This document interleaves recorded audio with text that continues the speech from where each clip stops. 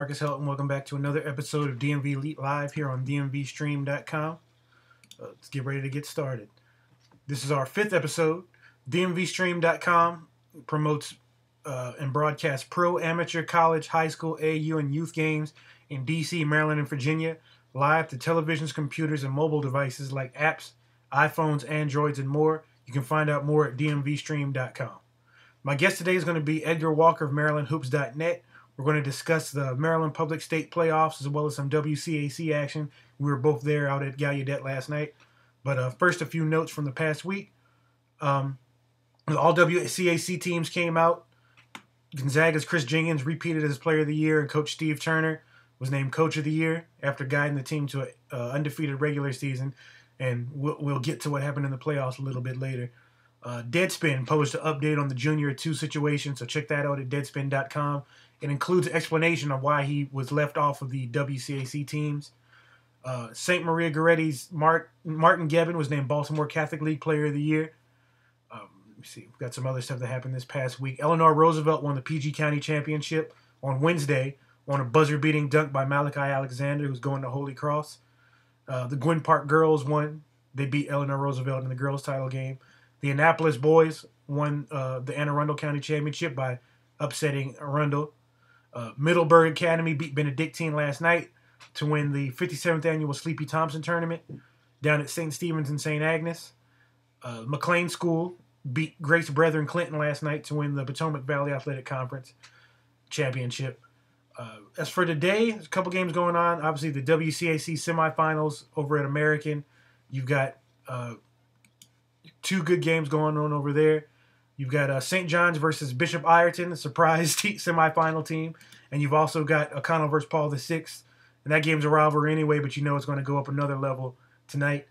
Shalapi Oriola is going to be over there covering that for us, doing some video. I'm going to be at Potomac School doing Sidwell versus Murray for the MAC championship. Okay, now without further ado, I want to bring my man Edgar Walker in. We're going to talk some Maryland playoffs, some WCAC playoffs, and just some general basketball stuff. Edgar does a great job with his site, MarylandHoops.net. What's going? Hey, what's going on, Edgar? Nothing much. Just thinking about yesterday's action. Yeah. Yeah, it was a wild day at Gallaudet. Yeah, definitely. And that's a perfect segue. That's exactly where I wanted to start. Obviously, the day started off with the, in grand fashion with Darian Bryant from St. John's hitting that half-court shot at the buzzer to beat DeMatha. What was your take on that entire game and how it kind of played out? I mean, it was a really good, really entertaining game to watch. Really close the whole time. I feel like the lead just didn't really get any bigger than 6 points. Runs back and forth. And then, the last minute was just wild. So you had a pretty controversial call in DeMatha's favor to give them a 1-point lead. Right. Terrell Allen hit 2 free throws with, 3 seconds left. And then Brian just took the ball and, went right around half court, pulled one up, and the place just exploded and hit nothing but net. Right. And that was kind of the precursor to basically another wild game, which followed with, Ireton knocking off Gonzaga, which left us with no DeMatha and no Gonzaga in the WCAC semifinals. And Ireton really put together a solid game, really well-coached game. And then, those guys shared the ball well, really were disciplined on offense, hit some big-time shots, got off to a quick start, and then, finished strong, too, and that was the key for them. Jumped on them quick and then closed the book on them and won by 8 in the end. Really big upset. People, it's funny because people say no number 1 seed, no Gonzaga DeMatha, but really it's creating a pretty cool WCAC tournament when you have, sort of this unpredictability in the semifinals. No, I agree totally. And I was telling somebody else, Virginia's well represented. All 3 Virginia teams are in the semifinals. But Exactly. Right. But getting back to what you were saying about Ireton, they've been playing teams tough all season long, and they've hung in there with some of the top tier teams. And for them to finally beat one, I guess there was no better time than the playoffs to go ahead and do it. Yeah, and they may have gotten Gonzaga on their worst day of the season. I think that was pretty much the consensus. Right. at Gallaudet yesterday that you know, it was a mix of Ireland playing really well and Gonzaga just playing up to par with their usual standard. Right. Uh, Right. Still, they had a pretty tough performance from Chris Jenkins, 18 points, 8 rebounds. Carlos Glover, you know, scored a good amount of points and hit some big shots. I mean, it wasn't, you know, just a one-sided game. It wasn't a boring game. Both teams were going at it, and Ireland was just a better team yesterday. Right. Right. And one thing I wanted to point out, you know, Chris Jenkins, he was named WCAC Player of the Year for the second year in a row. And, you know, you could tell how much it meant to him. A lot of the guys were you know, near tears there after the game. You know how bad they wanted it. Exactly. Right. And I thought it was real classy of him. I don't know if you saw the tweet that he put out, but he told Ireton they deserved it, they earned it. And I thought that was a real classy move on Chris's part. Exactly. Yeah, it was definitely just a real solid day in basketball. I mean, the last two games were, you know, a little more lopsided, but O'Connell Good Counsel was a 1-point game at half, and both teams were really going at it. And then Paul VI McNamara wasn't a bad game either. It was a little maybe less entertaining than the first two or three. But in the end, you know, guys played hard, and McNamara had a big game from Wayne Johnson. Paul VI got a really, really good performance from Jamal Robinson, who had 20 points, 15 rebounds. Right. So, yeah, I mean, it was definitely just a good day, and it showed that WCAC is probably the best, you know, high school league in the country, and it's not really much of an argument. Definitely. There's never a night off. And as much as we talked about the upsets and things like that, in that league, you know, the teams all know each other so well. They see each other all the time that, you know, it's still an upset, but not as much of an upset as, you know, some people would make it out to be, if that makes sense. But, exactly. No, I agree. I mean, you think of it, you compare it to college conferences, and it's really similar. You know, you had a Wake Forest, Miami upset yesterday, right, in the ACC, and you have upsets like that every week, but it's not a huge surprise in college. It shouldn't be, you know, a massive surprise in WCAC either. Right. Well, here with Edgar Walker of MarylandHoops.net, we've got the WCAC semifinals going on today, championship game on Tuesday at American University. Another thing I wanted to touch on before we got off to the Maryland Public State playoffs was, you know, the Capital Beltway League. Their playoffs are going on right now. Setting up for, you know, Riverdale Baptist versus Princeton Day for what seems like the 25th time this year. On Monday, that's going to be the championship. Tomorrow night, Monday at 8 o'clock at Riverdale Baptist. I've had a couple people call and ask me where that game's going to be at. All the tournament is at Riverdale Baptist. So tomorrow at 8 at Riverdale Baptist, Princeton Day versus Riverdale Baptist. Just want to get your take on that one. Yeah. No, I mean, I think it's you know, I think National Christian had a really solid year, but I think all three of those teams just, you know, really, you know, just get a really solid season. So I think Riverdale Princeton Day is a fitting final for that league. Princeton Day's got all the talent. You know, loaded Riverdale's got a lot of talent themselves. You know, really good coaching staff. And they had stretches where they were really good and stretches where, you know, they struggled a bit to, you know, play at that game. Really tough to beat level. But really tomorrow should be a battle. I think both teams will bring a lot of intensity, and probably you can expect some big time plays from Akil Carr, Nigel Johnson. Right. It should be a fun one, definitely entertaining. Right. And you want to talk about a league where all the teams know each other pretty well. I mean, it seems like every week those teams are playing each other once or twice. And but the league as a whole, I mean, I think they've got to be pretty pleased with how it went. You know, the first year they've had competitive games. It's been a little top heavy, but you know, hopefully that'll even out as they continue to grow and develop, and some of the teams add players. I mean, what was your take on the first year of the Capital Beltway League? Yeah, I mean, I thought it was you know, a really nice addition to the whole DMV hoop scene. Right. I think that, you know, definitely top heavy, but then Cesar Chavez is a really, you know, solid team for the most part, and lost some close games. Heritage Christian's a pretty new program, right? And I think they'll definitely start to get better. And then I believe they're adding a couple teams into the mix next year. Friendship Collegiate's one that, you know, I often overlooked and a lot of people overlooked, but they played some teams really tough. Almost beat Montrose Christian, actually. Right. Yeah. Presidential Hoop Fest, and they have a lot of talent there. So it should, you know, in the next few years establish itself as, you know, one of the upper tier leagues. I think it's already done that this year. Right. But really become a big-time league in the next couple of years. Gotcha. Okay. Well, now with that, then we wanted to move on to the Maryland Public State Playoffs, which start this week. First round on Tuesday. I wanted to start with the 1A. Kind of work our way up to the 4A. Okay. Defending state champion Dunbar is one of the top seeds, and then you've got Brunswick, Newtown, and Kent County. Some of these teams outside of the area. I mean, outside of PG County, Anne Arundel County, Montgomery County, you're a little bit more familiar with. That's one of the reasons I wanted to have you on today, just to talk a little bit about this. When you look at the 1A, I mean, obviously Dunbar kind of stands out. They're the defending champs. They're loaded again. What's your take on that bracket? I mean, Dunbar's a really clear favorite. It's going to be tough for anyone to really play them that tough. Their 1A South bracket's got Forest Park and Ben Franklin, two solid Baltimore City teams, but right. Teams that Dunbar shouldn't have much trouble with. The best opposition for Dunbar may come in the state finals if Newtown comes out of the 1A North, which I'd expect them to. Newtown's got a really solid team. Mike Daniels has done a good coaching job this year over there in his first year. And, they have good guard play. They've got some decent size. They have shooters. So I still think Dunbar wins that game, 8, 9 out of 10 times. But if Newtown catches them on a bad day, plays one of their best games, anything's possible. Right. But I definitely think those two are the big-time teams in the 1A. I think Allegheny and Brunswick out of the 1A West are solid, but won't get past the North. And I think Kent County is probably the favorite in the 1A East. Right. They put together a real solid season, as did Washington on the Eastern Shore, coming out of the 1A East. Right.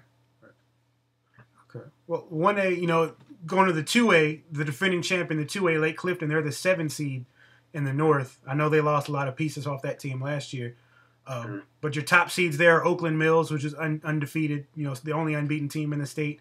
Joppatown, Lock Raven, and Oakdale from Frederick County.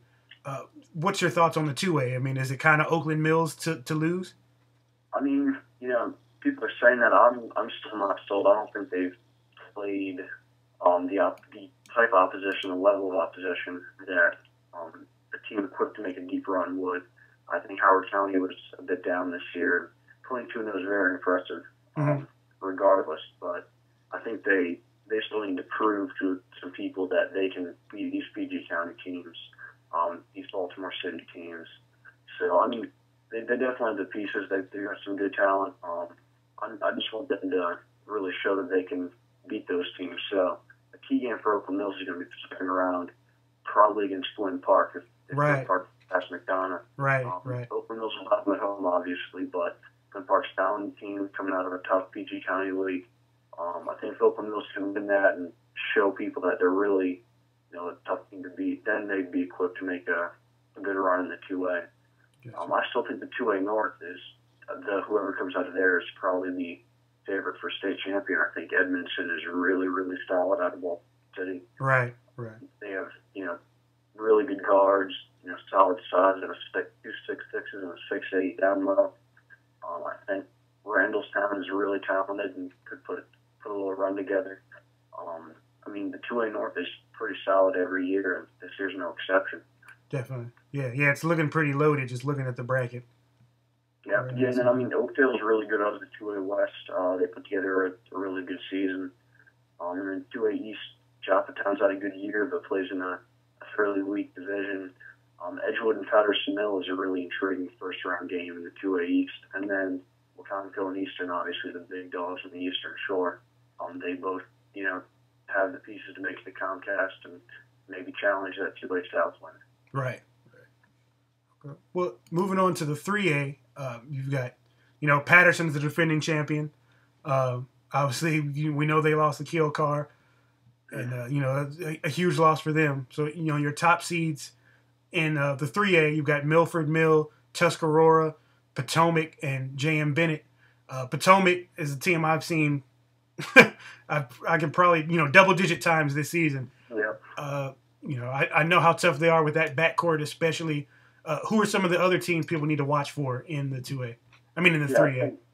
I think it's going to come down to Potomac, Milford, Mill in the finals. Milford Mill is probably going to have a tough regional finals game against City, but out of the North. But I think that those two teams, Potomac and Milford, just are really solid and really good guard play for both. I think that the three West Coast Aurora people are sleeping on them. I think they're really good. I don't think they'll get past, for Miller City and at Comcast, but I think people will be impressed once they get there. Right. And then 3 East, I like to think it's kind of wide open.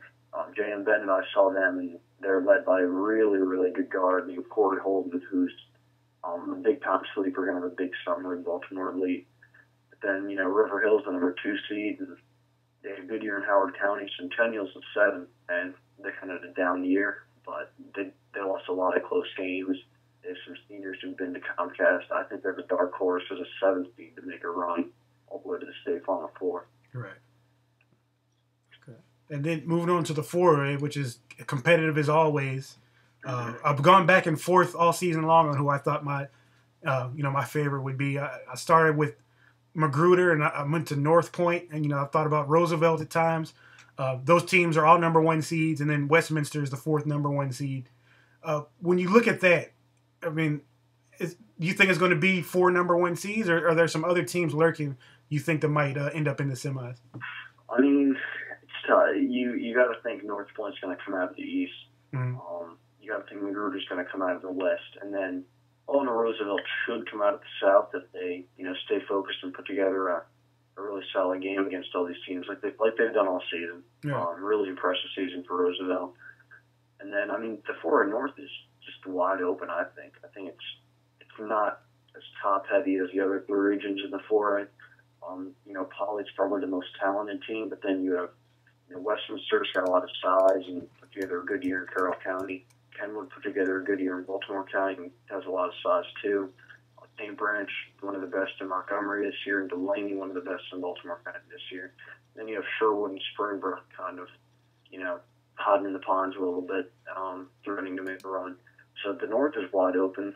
I think Poly, randomly seated as the number 12 was ridiculous. Yeah. Because they had the 5th best record in the region and arguably the most impressive season. But regardless, whoever comes up in the North, I think will have their hands full against against likely Magruder out of the West. The North, it's one to watch, though. I think there's going to be a lot of close competitive games there, and it should be entertaining to see who comes out of that region. Right. Well, Magruder, battle tested. Obviously, they're the defending state champs. They've got J.J. Epps, Nick Griffin. Who are some of the other players you think people need to watch for in the 4A? Yeah, definitely. North Point's got a really solid team. Right. Center ground Marquise Wright, the point guard, is going to Loyola next year. They have Naeem Muhammad, who's committed to D2 Shepherd next year. Right. And Matt Bonds, who's committed to Division II St. Michael's. So North Point's got 3 really, really good guys. Leaving them, I think if you're looking at the 4A North, Poly is point guard John Crosby, who's a junior, one of the state's top point guards. In the West, obviously, you touched on Magruder, and then you got, Clarksburg even. I like Josh Hardy over Clarksburg a lot. Churchill's got a real solid group. Springbrook, Andrew Robinson, the junior shooting guard, is a really good player. And then, the 4A is just always loaded with talent. Mike Cunningham at Duval put together an all-state caliber season. Oh, definitely. Phil Wise had a really solid season. Yeah. So, that 4A South, definitely the PG County teams, there's a lot of good players. Right. Okay. Well, thanks for talking Maryland Public Playoffs with me. I know you've got some stuff going on. You're going to be at Baltimore Catholic League stuff, right? I am tonight. I'll be at Loyola University. Okay. Baltimore Catholic League semifinals. Okay. What are the matchups out there?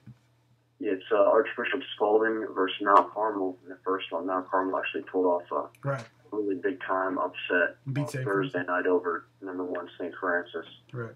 And then the second one is Don Carroll versus Mount St. Joseph. So Mount St. Joe is the likely favorite right now in the BCL, but after Thursday night with that Mount Carmel upset, you don't know what's going to happen. Yeah, playoff time like we were talking about earlier. Anything can happen. Yeah, it's been wild, big upsets in the BCL and WCAC this weekend. Right. And then, state playoffs just on the horizon starting Tuesday, so maybe we'll see one of the big-time 1 seeds go down in there, too. Right. Okay. Well, I was telling people about the site. Again, you do a great job with the site, MarylandHoops.net. I've got Edgar Walker of MarylandHoops.net on with me right now. Please go check out the site when you get a chance. Anything else you guys are working on as far as rankings, lists, stuff like that? I'm not really, just kind of starting to put together the player rankings. Class rankings haven't been updated since AU season, and working on getting those done based on the high school seasons. Releasing kind of league recaps every day. So we're putting up some of the public leagues right now. So put up the Hartford County League yesterday. Going to put up the Eastern Shore League tonight, and those just include our recaps of the season, final standings, our website picks for who had an all league player of the year type season. So I think those are pretty interesting, just to get a glimpse of what's been going on all around the state for the year. Right, definitely. All right, Edgar. Well, thanks for joining me, man. I really do appreciate it. Yeah, thanks for having me. I appreciate you having me on. Hey, no problem. Anytime. Yeah. All right, cool. We'll talk this week. Yeah, definitely. All right. That was Edgar Walker of MarylandHoops.net joining me here on DMVElite Live. As far as the schedule this week, like I said, tonight there's the WCAC semifinals are going on. Jalopy Oriola is going to be out there covering it for us, doing some video. I'm going to be at Potomac School doing the MAC Championship, Murray versus Sidwell. Tomorrow night, Monday at 8 o'clock, is the Capital Beltway League Championship. That's Princeton Day versus Riverdale Baptist at Riverdale Baptist. Make sure you get there early, and make sure if you want to get some updates and you're not there, make sure you tell somebody to step outside the gym and send you some updates, because anybody who knows Riverdale has been there can tell you you're not getting any service in that gym. But Tuesday, we've got the Maryland Public State Playoffs starting off, first round. Later this week, we've got some Virginia State tournament things going on. One of the big games I'm going to try to be at is W.T. Woodson versus Battlefield. That's a big state tournament game with two of our local teams. Make sure I'm not missing anything schedule-wise. And if I am, I'll just tweet it later. But thanks for joining me here on DMVElite Live on DMVSTREAM.COM. Some of the stuff we've got coming up here soon. We're going to have a video up from all 4 WCAC quarterfinal games, and that's going to be up here hopefully in the next hour or so once it finishes rendering. We've also got video up from the game I was at Tuesday, which is Montrose Christian versus St. Maria Goretti, which Montrose won.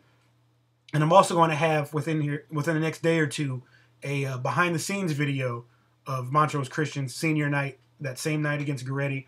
I want to thank Coach Stu Vetter and the Montrose Christian staff and the players for giving me, behind-the-scenes access, which is something that he told me he doesn't do. He doesn't let guys in his locker room. I want to thank Coach Vetter for that, letting me come in, shoot some video, and just kind of be a fly on the wall as they prepare for that game.